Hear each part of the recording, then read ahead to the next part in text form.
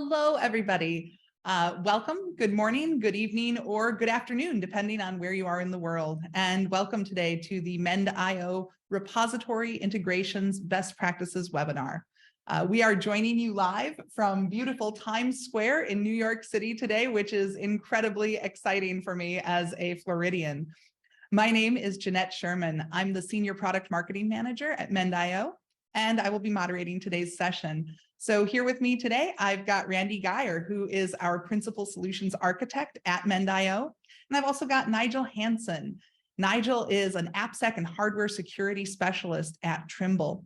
So we're here today to talk about the value of SCA scanning in the repository and kind of get the customer eye view and sort of understand the best way to get to the repository integration and to kind of a better place for AppSec. So before we get started, I'd like to just first cover a couple of housekeeping items. First of all, we love to hear your questions. We will give you the opportunity to submit those questions through the Zoom webinar panel throughout the session. If you have any kinds of questions that you want to ask, please put them there. We will address those questions at the end of the webinar. We will have some dedicated Q&A for the last 15 minutes. In addition, please note that we are recording this webinar, so we'll be sending out the link with the recording to all of the attendees once it is finished. So without further ado, I'd like to just sort of start out by talking a little bit about Trimble, Nigel. So can you tell us a little bit about what does Trimble do exactly? Thanks, Jeanette. Well, that is one of the more interesting questions. What does Trimble do? We started in 1978. When I think Hewlett-Packard decided that GPS and GNSS solutions weren't going to go anywhere. Charlie Trimble founded our company then.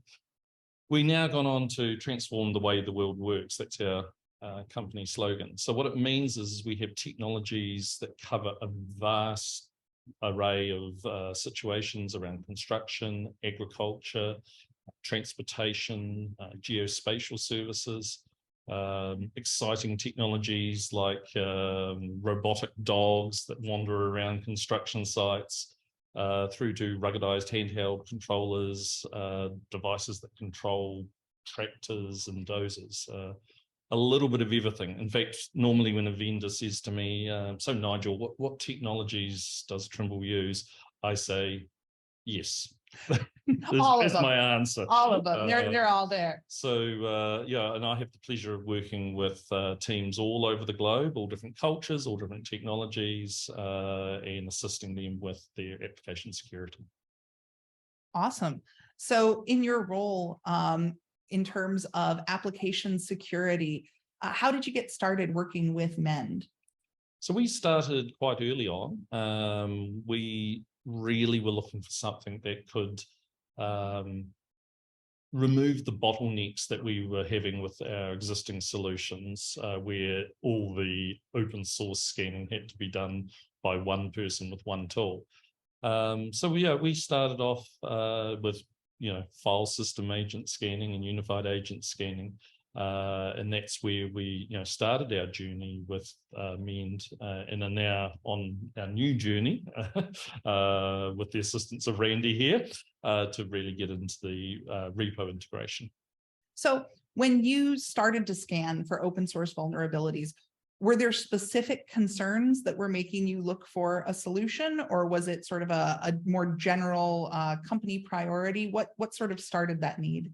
It was sort of a dual effort, both looking at licensing perspectives, what are our compliance requirements around licensing, but also around the vulnerabilities. We just understood that ultimately at the end of the day, one of the concerns we have with open source is that the exploits are often published and a little more public than vulnerabilities that you would get with custom code.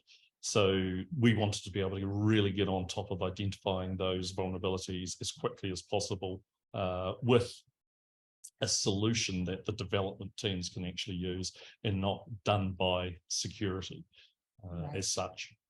Right, and why was that part important to you in terms of the developers being able to get involved? Just to a certain degree, just the pure scale. We have engineers all over the globe, all sorts of technologies. to actually have a bottleneck of it being done by security just doesn't really work, because to be able to get that turnaround time and get that feedback to the developer as quickly as possible is you really need to, using the term shift left, Right. put it to the developers so that they can get that information as quickly as possible themselves. Right. And that makes you better at doing your job if you're a developer too, because you have that feedback loop. You have that ability to, it's kind of like if I spell something wrong and spell check keeps catching me, eventually I'm going to notice that that's the thing that I'm doing wrong. I'm going to get better at that. So yeah. I love that. All right. So a lot of people start by scanning in the pipeline. Is that how you started? Absolutely. And it is still part of what we're doing today. Ultimately, at the end of the day, in the pipeline, you still need to do some level of scanning because during a build process, things other than what is in the repository could be included. You could be bringing in all sorts of other artifacts as part of your build. So we still absolutely focus or have a need for the pipeline. But there are lots of challenges with pipeline scanning, which many of which we've hit. And hopefully today people watching the webinar may relate to the challenges that we've definitely hit and understand why moving to repo integration. And I actually use the word integration versus scanning because I think there is, I have taken myself on a journey of understanding and learning it's not just about scanning of the repo, right. It's actually integrating the solutions that actually really makes the difference or will make the difference for us. Integrating those into the developer's workflow. Exactly. Providing it's in the tooling that they are in on a day-to-day basis amongst other things. Yeah, nobody likes to have to do the switch back and forth. You're looking at one screen, you're looking at another screen, you're going back and forth, and there's that cognitive friction, and it's making you feel like you're getting less, and you are getting less done when that's happening. Oh, in the delay between, okay, I think I've made that fix. Has it actually taken? Oh, well, when does the scan run next? Oh, I don't know. Who set up the scan? All those challenges, that means that the feedback loop to the developers just takes far too long and they can lose interest. At the end of the day, we sort of believe that there is a budget of time that developers have for security. And if you burn that up on the scanning process, well, that's it. The remediation process doesn't get looking. So whereas if you can have that integrated into the solution and the vulnerabilities are presented on a silver platter, then they can spend that time that's been allocated to security to doing the remediation step. Randy, have there been other kinds of challenges that you've seen as well with pipeline scanning? Anything that stands out as far as those challenges go? Yeah, and I think Nigel did a good job of kind of covering what those challenges are. Ultimately, it boils down to, in most cases, pipelines are not centralized. They're distributed throughout the development organization. They may be running on different platforms, different technologies. Every team has their own build script that has to be configured. If you want to incorporate scanning into that, you have to go and modify those scripts, sometimes individually on a case-by-case basis. So that is one of the challenges. It's hard to scale. From a process perspective, it's hard to scale pipeline scanning in a lot of cases. Absolutely. And I feel like that's one of the biggest things that we hear from our customers is the scale is where you start to really run into problems. So when you started to, change is always a little bit stressful. Change is hard. We don't usually make changes unless something has happened to kind of compel that change. So where was the moment where you said, this isn't working, this isn't scaling, we need to make a switch? When did you start looking into repository alternatives? I think, once you sort of have to go through a cycle of doing the, pipeline scanning and then starting to sort of look at the results and going, okay, when they configured the scan, it looked okay, but actually the products changed, the solutions changed, the configuration hasn't been updated. Things like you see that people copying configs between scans, and because no alarms were going off, they were like, well, it must be going okay. So I think it was those health checks where we were going, look, this doesn't look quite as good. And I guess for me, part of the journey was understanding that it's not just about where and how you do the scan, but also where the results of the solution actually land, and presenting those to the developers directly. And, you know, as I said, then allowing them to take that energy that they were previously putting into just keeping the scan go, you know, keeping the lights on, as it were, to actually doing the remediation, which is ultimately what we actually want, because you can't scan yourself safe. You've actually got to actually take those results and actually do something with it. Yeah, just having a list of the problems only goes so far. That's the first step, right? Yeah. Great. So I'd love if you could just tell me a little bit about how the process of scanning in the repository, using repository integrations, how does that differ from the perspective of, and I kind of want to think about two perspectives here. So first, there's that developer perspective. Yeah. And second, there's the security perspective, kind of from an overall organizational standpoint. Can you just kind of walk me through what's the difference in experience look like for repository versus pipeline? So definitely the thing that I find with repository is I kind of liken it, and with grey hair, you can sort of tell I've been playing this game for a while. I kind of liken it back in the bad old days where you used to have to run the likes of a spell check on a document you were developing. It was a very manual process, and that's kind of like what normal pipeline scanning is like. Whereas, most of us that use cloud-based document systems now, like Google or Office 365, the thought of actually running a scan or a check is like, but it just happens. Right, it's going all the time. And that's what repo integration is like. It just happens. It just becomes data about the objects in your repository. It's just there. Now, what they don't realize is behind the scenes, and Randy can attest to this because I work closely with Randy to actually get these things in place.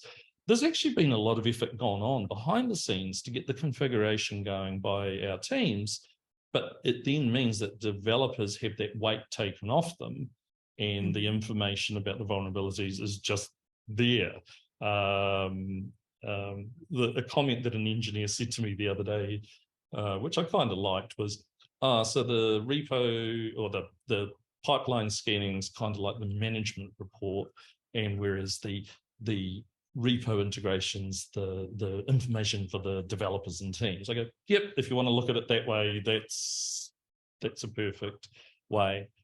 The thing I like from, and we're not quite there yet, but the thing that I'm really interested in is if we can reach that point of having everything in the repos fully analyzed and all that vulnerability information, we can then, as an organization, begin to look at, well, where are our hotspots? What is the common issues that we're seeing across development teams? Maybe this month we will target Jackson data bind, a particular vulnerability, because we'll get that visibility quicker and be more assured that that is actually where we as a security organization spend our time. Because once again, we're just like every other team in an organization. We have limited resources, and to be able to better target where we spend that time is really important. That makes a lot of sense. It's really more about having that holistic view, right? Instead of having these pieces that are all over the place and that everybody maybe can interpret individually.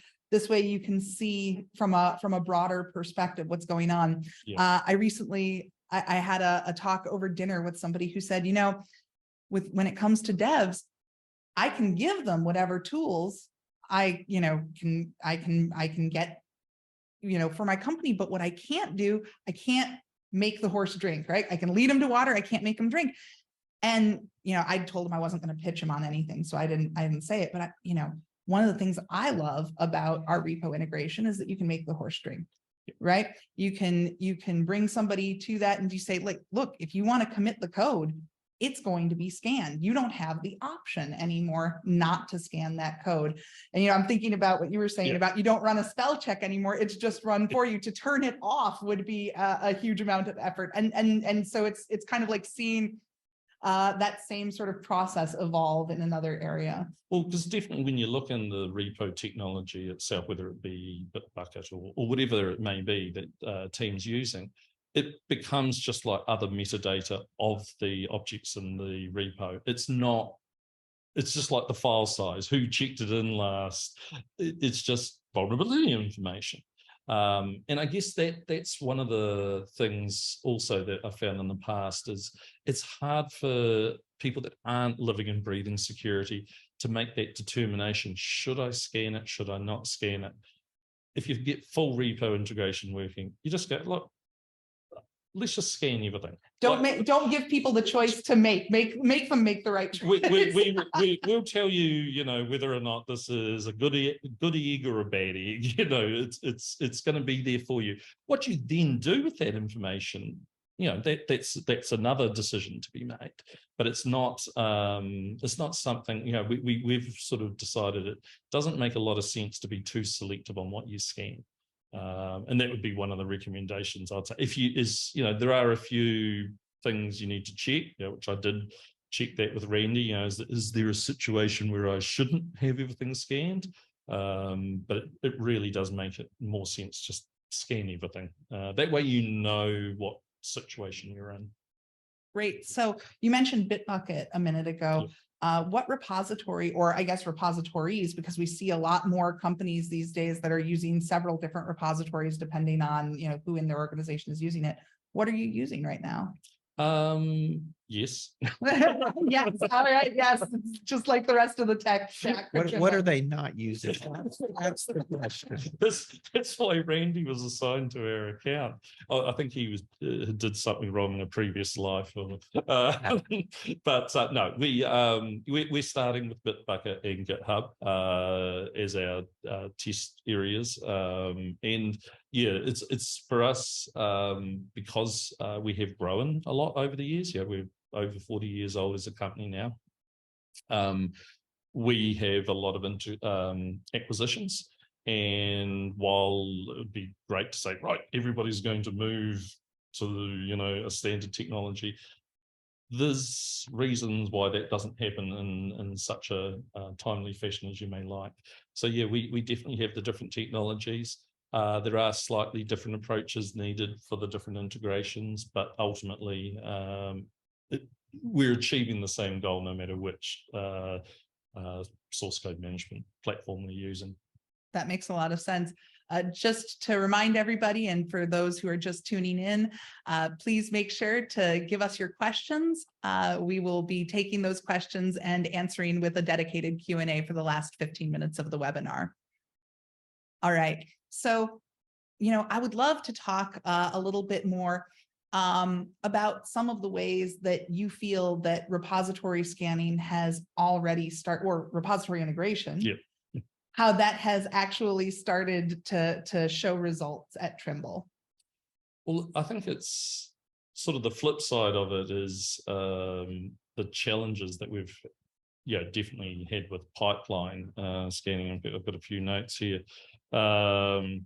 Things that you don't have to think about anymore or educate teams on. You don't have to be talking to them about what to scan, the configuration of it, because we've gone through the heavy lifting with the Mend team to actually work out what that configuration is, keeping configurations in sync with the product. I had a situation the other day where a unified agent scan, so pipeline scan was set up, and the product had changed, but they hadn't changed the config. So those sorts of things are definitely a lot better. The transformation of the findings into actions just is so much faster. So you go from just telling the developer what the problem is to, okay, there's a problem and here's the fix. In fact, here's the pull request. Right. So, and that's the key thing that really attracts them. It's like, oh, that's really handy. So because too often, like I've worked in the wider security team. I'm now more specializing in AppSec, but too often in security, we are the bearer of bad news, it would seem. That's what we bring developers all the time. So I just find the repo integration is it's bad news, but with the sweetener of here's the PR for the fix, which is just I've sort of seen the reaction as I'm showing developers this, and they're sort of like, oh, this is the way it should have always been. And I'm like, well, yeah. That's and it's kind of nice to have that reaction from developers that you're not suddenly the bad guy yet again, bringing the bad news to them. So from that perspective, from a job satisfaction perspective, that's a positive thing. Have you had any actual numbers in terms of how long remediation is taking? Have you started to look into whether your times to remediate have been reducing? We're not there quite yet, but that is something that we're going to be closely looking at, particularly to look at, because I think there's always that chance that some developers won't trust the PRs. Yeah, it's like absolutely. I'll be interested to see whether or not they're going to just use the information that's directly in the repository, whether it be Bitbucket or GitHub, or whether or not they'll start to go, okay, I'll try one and see how I feel. Right. Well, and trust is built, right? Yeah. Like trust is something, and I think that's something that our product really shows people is when you do this, you can see that it works. You can see that it makes your development efforts faster and more secure. And as people start to use those auto pull requests more and more, it just becomes sort of part of their normal workflows. And I think that's a cool place for things to be headed. Yeah. And we actually help you out with that as well. We have a feature called Merge Confidence. So our Remediate product, or part of the solution, is actually based on an open source product called Renovate. And one of the things that's, because it's open source, it's used by a lot of development teams out in public github.com repositories. So we take all of the information about whether or not our automated updates successfully merge. And we put that into our merge confidence data, which will give you an indication of whether or not going from this version to that version will actually successfully work without breaking your code or breaking your build. So right. And it's 25 million different dependency updates that have been analyzed there. Being able to get that score that says, look, there's a very high chance that you can just use this automated pull request. It's going to work seamlessly. And also, if the confidence is low, if it is going to be a breaking update, but there's some sort of critical vulnerability, you're going to have to do it anyway. Right. At least you know ahead of time, so you can figure out what needs to be done, how long it's going to take. Exactly. When we talk about this process, this is an ongoing process. Can you talk to me a little about when did you get started with the switchover? When do you expect to be finished? And what metrics are you using to measure the success of the project? So we've been working on the swapping the integration over the last few months. It is going to, because we have got that mix of technologies, it's proving challenging. But the Mend team are well behind us to make that transition. We expect to get our first sort of major milestone within the next month, getting things in place. And it's early days on what metrics we will be focusing on. but I am going to be looking at absolutely the rate of remediation change. I was describing what Randy was just describing to a team the other day, and about the merge confidence. And as I said, it's basically a way of telling you whether or not you should pull what little hair you have left out, or whether or not things are going to be good. And like it's kind of crazy when you think about it, how much extra information the development teams are going to have with this capability. Absolutely. They've gone from here's a problem, you've done something wrong, to look, here's a problem, we've all got problems.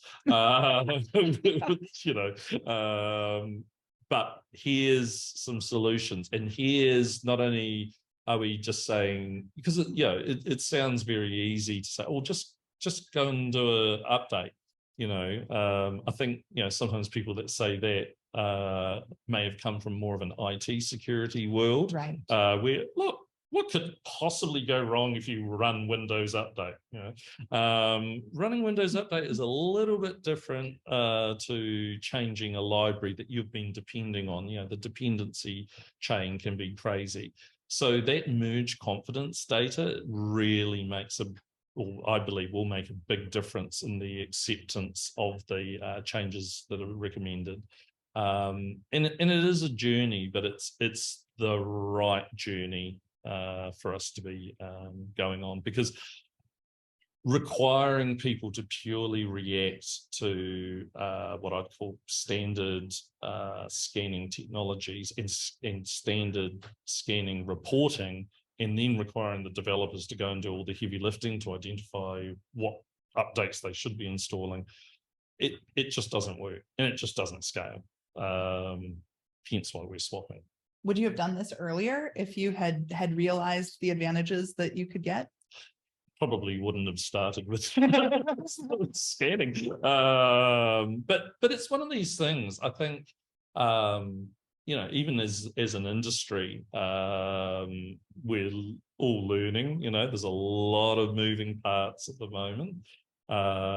We definitely do have customers that go straight to the repository integration. Yeah. In fact, some of them, that's all they use is the repository integration. Really? So they don't have pipeline scanning then at all? Well, they'll prioritize the repository scanning first, and then later add in, where it makes sense to add in pipeline scanning for kind of an added, check on what's actually in your release package, which can, as Nigel pointed out earlier, which can be different than what's in the repo. So it makes a lot of sense to do both, but you're going to get the biggest bang for your buck, biggest value out of that repository scanning if you can roll that out across the enterprise. And that's one of the key advantages of it. If you knew up front that you were wanting to do, okay, I want to be in a place where I can do repo integration only, then you could consider it. I guess one of my other pet topics, because I helped with a white paper on software bill of materials for the IoT Security Foundation, and I guess that's always my thought in the back of my head is, the unified agent scan. Yes. To make sure you're getting the right SBOM to be able to sell into some jurisdictions in the world, and seems to be spreading further and further. That would kind of be where I'd go, yeah, I'd kind of like a unified agent. Now, but once again, you could still do that experiment. You go, well, look, let's actually do both and then compare. And look, if you're not bringing anything else in, maybe you're good to go.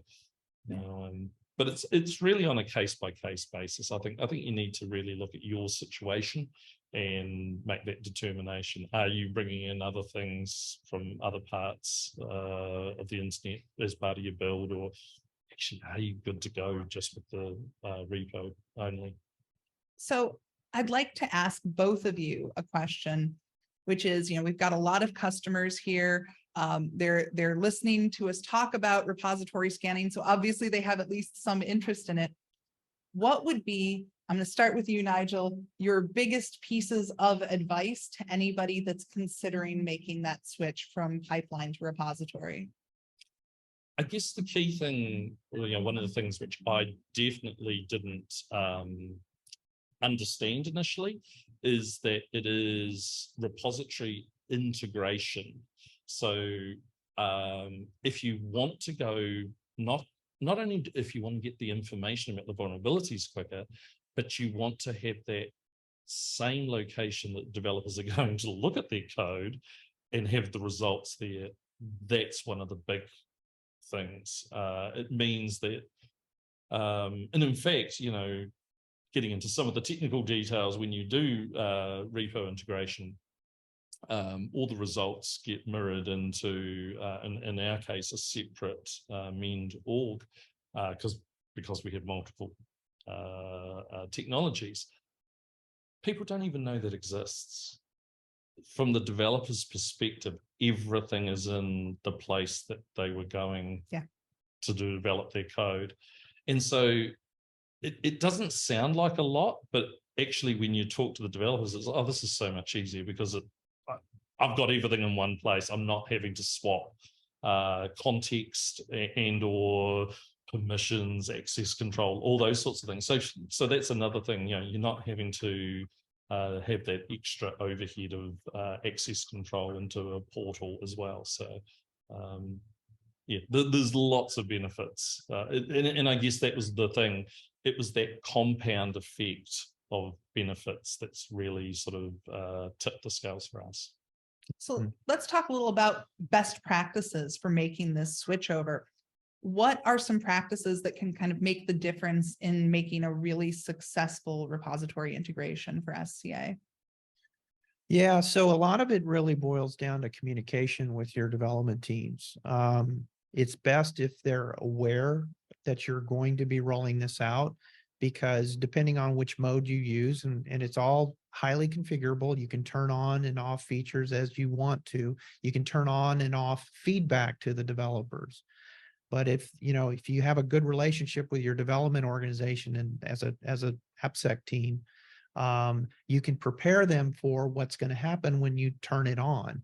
And if you go with the full value of the solution, which means we're going to be creating issues for your vulnerabilities, we're going to give you feedback in the repository.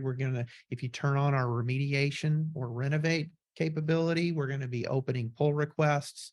So those are things that it's best if the developers are aware of that and don't just start seeing things pop up and they don't know where it came from. That can be, that can get them upset sometimes. But so communication is kind of overlooked in a lot of cases with development teams, but that's really key. That's one of the critical success factors is your communication plan to the development community. But yeah, and take full advantage of the solution. We've got customers that roll out and they just do the scanning piece of it and maybe the issues for the vulnerabilities, but they don't enable remediate. And arguably, the most value in the solution is the automated remediation. Right. And it can easily be turned on at any point, but that's where you really do gain a lot of value out of the solution, is not only visibility into the vulnerabilities, but getting them actually fixed. Like you said earlier, scanning doesn't fix anything. Right. I find it kind of curious that there are people who would have the repository integration, which, I see the remediation as being maybe the primary benefit of that, and that they wouldn't turn it on. Why do you think that sometimes happens? Is it a trust issue? Yeah, it is. It's also, again, a communication issue. The developers aren't prepared for, developers can be very protective about their code and their repositories. So they need to understand what's going on there. So a lot of it's culture. What's the culture like for the development teams? What's the relationship between AppSec or the info security team and the development community organization? That's primarily what it is. And it also just depends on what your objectives are. Some companies are new to this, new to AppSec. They don't have a scanning solution. They don't even know what they have out there. So their number one priority is just, I need to understand what's my risk. Right. Yeah, that's their primary objective initially, understanding what's at risk. And the best way to do that is repo integration. Just turn it on. You can even turn it on silently. so that the developers don't see anything, and you can scan your entire organization very easily and collect all of that information and just to get your arms around the risk. So it all depends on the objective. Can I just say for a moment that that sounds absolutely terrifying? That moment where you turn on your, and like you say, for the whole organization, you're going to get this broad risk picture. I feel like that could be an overwhelming moment for somebody who's seeing that risk for the first time. It's kind of like when you have a house inspection done on the house that you thought that you wanted to buy, and all of a sudden there's all of these different things that make you say, whoa, is this what I want to be doing right now? So when somebody's confronted with that list of risks, how do you go about prioritizing? How do you go about understanding that in a holistic way, in a strategic way, instead of just kind of getting down to brass tacks? Yeah, so that's a very complicated question, and there isn't one answer to that because it depends on a lot of variables. So we provide you with, obviously, vulnerabilities have a severity. They have a risk score associated with them. That's one of the things that you can use to prioritize your when you want to fix what you want to fix first. What do you need to fix first? The easiest way is just, okay, let's turn it on for criticals. Okay. And then we can go to highs, and then we can go to mediums and lows eventually. But the big risk obviously is going to be severity. And we make it easy to do that, to filter it down to whatever specific severity you want to focus on first. We also have a really, really cool new feature that arguably, I think, in my opinion, the most important feature that we will release in 2023 is called reachability. So that's one of the things. We've had reachability analysis in our pipeline scanning for a long time, for several years. It's called prioritize. Yes. We are now adding that. We're calling it reachability. We're not going to call it prioritize, but it's essentially the same type of capability, but we're adding reachability in the repo so that we will be able to tell you when you scan your code whether the vulnerability is actually reachable in your code or not. So that's huge. In terms of prioritizing risk, you absolutely want to focus on the ones that are reachable. In fact, you can even ignore the ones that are not. Well, and this is a big part of developer trust too, right? Because when developers start to see these security tools, they say, I see all these scan results. Most of these are probably just basically a false positive. It's not reachable. I'm just using this library for one specific thing. So I'm going to ignore these scan results. That's the thing that makes it easy for devs to ignore scan results. So when you have that prioritize or, that reachability feature that says, no, this is reachable. This is something that somebody could use. This is a real security issue. Absolutely. I feel like that brings in that developer trust a little bit more as well. Absolutely. So it looks like that's a wrap for today about our main subjects to discuss. Randy, Nigel, I'd love to thank you both for being here with me in Times Square. This is kind of surreal and so super cool. Now we would like to switch over a little bit to answering a few questions. The first question that I would like to ask you is, what platforms does Mend support? That's a great question. So we have two versions of our repository integration. We have managed, where we host it, and it's a multi-tenant solution. And there's 3 platforms that we support with our managed offering. We support GitHub.com, Bitbucket Cloud, and Azure repositories, or Azure DevOps, the repo version of Azure. And then we also have self-hosted, where the customer has to provide the infrastructure and self-host the solution. And we support GitHub Enterprise, Bitbucket Server and Data Center, as well as GitLab Server. So those are the platforms that we support. Awesome. So, all right, this question just came in. Any tips for improving actual triage of vulnerabilities that you find in repo integration scanning?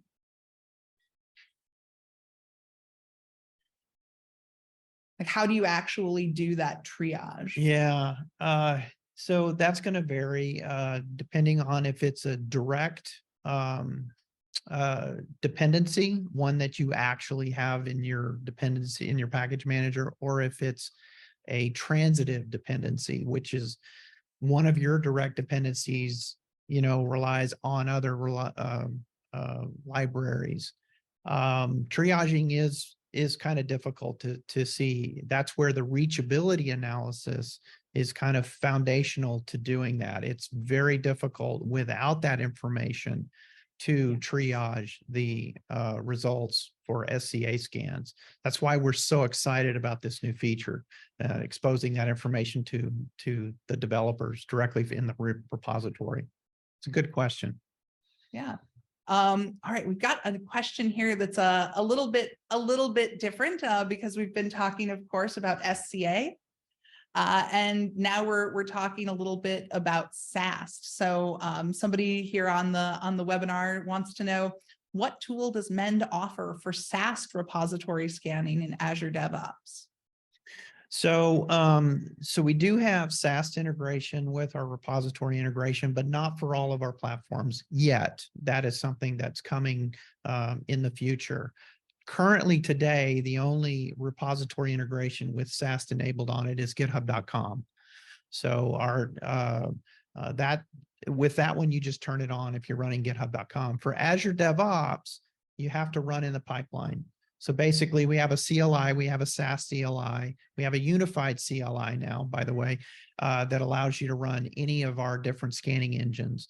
But you basically incorporate our CLI into your Azure DevOps pipeline. That's how you would have to do it today. Good question. All right, can you scroll that up just a little so I can see that full question? There we go.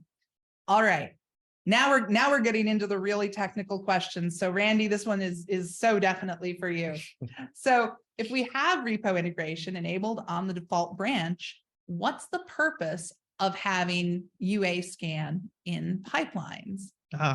So first of all, when you use our repo integration, it's enabled for all your branches. Everything is scanned regardless of the branch. Okay. Now it's not, we only send results into our UI into what we call core and capture the results for the default branch. Or if you want to specify or configure, you can configure specific branches that you want to report on. But we scan everything and we provide the results for all of the branches in the repository UI. Okay, in the form of check runs. It depends on which platform you have. They have different names for these things, but in GitHub, it's called a check run. So you'll see the results there for every branch. So the reason why you might want to also run a unified agent scan in the pipeline is, again, because in the repository, the only thing we can scan is what's checked into the repository. There are cases where during the build, you may be pulling in additional dependencies that are not checked into the repository. And if you are, they're not going to be visible to the repository scan. So it does make sense when that situation is in effect to do a scan before release, so you get the complete picture of what's in that release. So that's really the only reason you would ever want to do a unified agent scan, unless you're also doing a prioritized scan, which again hasn't been available in the repo integration and isn't quite yet, but we're getting very close to releasing that capability. So that would be another reason why you might want to run a pipeline scan, because you can turn on prioritize in a pipeline scan with the unified agent. That makes a lot of sense. All right, we've got a question asking for a quick look into a crystal ball here. What are some of the features that are planned for the repository integrations on the roadmap coming up? Yeah, so we've got a lot of really exciting stuff coming up. This is a big year for us in terms of improvements, improving on our success that we've already had with the repository integration. I've already mentioned reachability. In my opinion, that's the biggest feature we'll release across the board for Mend, just my opinion, this year. We're also improving observability for scans, because things don't always work when you scan. And it can be a little difficult to figure out what went wrong in my scan. Why didn't I get all the results I was expecting? So we're improving the observability of what actually happened during the scan. We're also, one of the challenges that we have is package managers. So we rely on package managers to do the dependency resolution, to tell us what's actually the detection phase of scanning, which is what's actually there. We rely on package managers. Package managers are always evolving. There's always new versions of package managers coming out, and developers are taking advantage of that. So we're improving our support for package manager versions. In fact, we're actually going to go to a dynamic model where we're going to introduce middleware that will determine the best version of the package manager to use for the scan based on what's in the repository.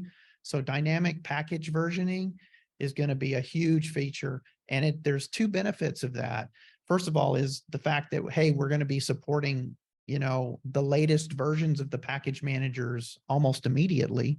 Okay, you don't have to wait for an update from Mend in order to, support version 3.8 of Python, okay, versus 3.7. Okay, so that's one advantage. The other advantage is particularly for the self-hosted customers, is that with dynamic package managers, we can actually release an image of our solution. Currently, due to licensing reasons, okay, legal licensing reasons, we cannot give you an image to roll out for our repo solution. We give you Docker files basically, and you have to build it on site. And that the reason why that is it's licensing. Okay, we would violate the licensing agreements with all of the tools that we have to provide in the solution. It's okay if you build it. It's not okay if we build it and put it in a repository somewhere. But with dynamic packaging, we don't have to release it with package managers anymore. So we can actually build a version of it, pre-package manager install, and then dynamically install package managers as needed. So that's going to be a huge improvement and make it a lot easier for self-hosted customers to deploy our solution. Awesome. So we have one person that is saying that at least at their company, they view out-of-date packages as being potentially even more of an issue than vulnerable packages. And they wanted to know, can you see those kinds of issues as well, out-of-date packages as part of the repo integration? Yeah, so we don't report out of date in the repository integration. This is a fantastic question. I was hoping somebody was going to bring this up because I wanted to highlight one of the key values that we have in the solution, and that is the ability to automatically update outdated libraries. So while we don't provide a report in the repository when something's out of date, we do have the solution that will automatically update those dependencies. That's our renovate capability, which is built into the solution. So, and this is very key. This is one of the biggest values that you can turn on in our solution, because if all you did was keep your libraries up to date, on average, across the board, you've reduced your risk to 60%. Just keeping your libraries up to date, which we can automate for you through pull requests to update outdated libraries. So somebody else wants to know, how is incremental scanning achieved, or is it possible? Is it done by using parameters to ignore certain folders? No, so we don't do incremental scans for SCA. Okay, SAST is a different topic, and I'm going to focus on SCA because that's our purpose today, is SCA. So we don't do incremental scans for SCA. We don't need to. There's no need to do incremental scans. But what we do, so every scan is a complete scan of whatever's in the repository, whatever's in your package manifest files, etc. But what we do is when we give you the feedback, we give you a difference between your baseline scan and what was added or removed. So the results, and by the way, you can toggle this on or off. It's on by default. We give you a diff view every time you do you make another commit or another push, and we initiate a scan. we're going to just show you the deltas. So it may look like we're doing an incremental scan. We're not. We're doing a complete scan. We're just showing you the difference between that and the previous, the baseline for that branch. That's Right. the way that works. Okay, that makes a lot of sense. So does the repo integration build the project before running the scan? That's another question we've got. Yeah. It does not do a complete build. It doesn't need to do a complete build, but it does have to run the various package manager commands to resolve the dependencies. Okay. We're not a build agent or, a CI/CD system. We're a scanning tool. So, but we do have to resolve the dependencies and for detection. So we do run various package manager commands, Maven, NPM, et cetera. We do run whatever command that it takes for that package manager to resolve the dependencies. So somebody said that they were told that the mend reachability or prioritize could only be used for Java code. Is this correct? And the same for effective usage analysis. So the initial release of reachability will be for the Java language/platform. Okay, so, but we will be adding additional package managers or platforms as we go. JavaScript, NPM Node will be next. So those are coming. But yes, it will be a subset of all. We support like 17 different package manager and platforms within the repo integration. Not all 17 will have reachability analysis enabled on them. It'll be the most popular ones, the ones that you would expect to have it on. Right. You have to start from somewhere. Exactly. Right? Exactly. Fantastic. All right. So I have one other question here, and they're asking how Docker files will help out of the box. So I don't quite understand that question. I don't know what the context of that is. I agree. If that's what we release as I do want to mention to anybody who's watching this webinar, please feel free if I see a ton of questions. We have pages of questions here. If you have anything that we do not get to, if you have any other questions that you want to ask, please reach out to your Mend rep and we will make sure that we get you all of those answers. Absolutely. So, all right, it has been fantastic having all of you join us today. It's been great talking to you from Times Square. I'd like to thank my guests once again, Nigel from Trimble and Randy right from here at Mend.io. Thank you so much for joining us today, guys.